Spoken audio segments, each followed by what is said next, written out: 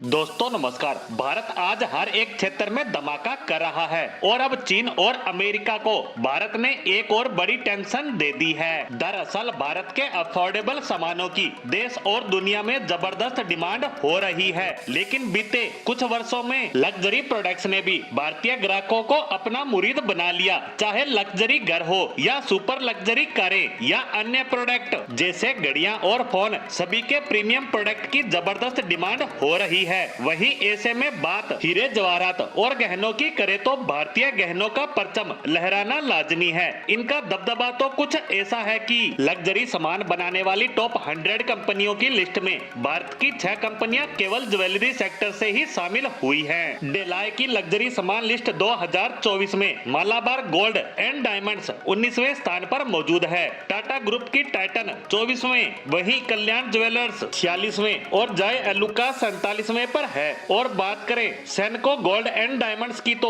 यह 78वें नंबर पर है, जबकि बात करें अंतिम कंपनी की तो यह छठी कंपनी ठग्गा माइल ज्वेलरी 78वें स्थान पर है। कमाई के लिहाज से इस लिस्ट में शामिल भारत की टॉप 2 कंपनियों को देखें तो कोझिकोड स्थित मालाबार गोल्ड एंड डायमंड्स $4 अरब का 2023 में रेवेन्यू कमाकर न केवल पहली बार इस लिस्ट में शामिल हुई, बल्कि पहली बार में ही इसने टॉप पोजीशन हासिल कर ली। वहीं अभी इस लिस्ट में बनी रही टाइटन $3.67 अरब के साथ दूसरे स्थान पर खिसक गई है। डेलाय ने अपनी एक रिपोर्ट में भारतीय लग्जरी गुड्स मेकर की बढ़ती ताकत की वजह बताई है। रिपोर्ट के मुताबिक घरेलू ब्रांड्स को देसी मार्केट में मिल रही भारी डिमांड ने इन्हें खूब फायदा पहुंचाया है, जिससे इन्हें तेज रफ्तार मिली है। घरेलू इकोनॉमी में तेज ग्रोथ ने लोगों की आमदनी में बढ़ोतरी के साथ उनकी पसंद को भी विकसित किया है। इससे देश के लग्जरी बाजार में तेजी से देसी ब्रांड्स की वैश्विक साख को भी मजबूती मिल रही है। रिपोर्ट में दावा किया गया है कि देश में लग्जरी सामानों की डिमांड में आगे भी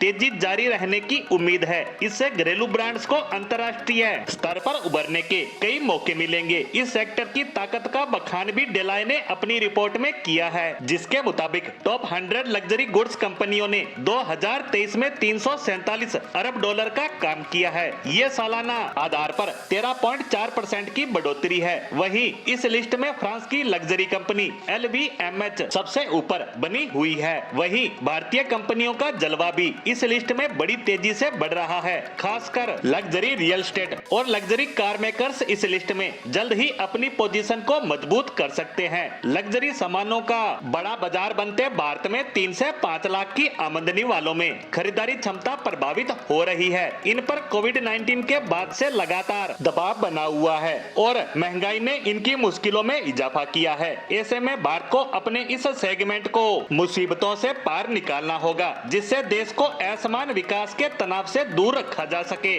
खैर, अब देखना तो ये होगा कि भारत इस सेक्टर में धमाल तो मचा रहा है, उसके बाद भारत में रह रहे लोगों का कितना विकास होगा और भारत का परचम क्या ऐसे ही लहराता रहेगा। इसी के साथ लग्जरी प्रोडक्ट्स लिस्ट पर हमारी आज की पोस्ट को यही विराम देते हैं। धन्यवाद।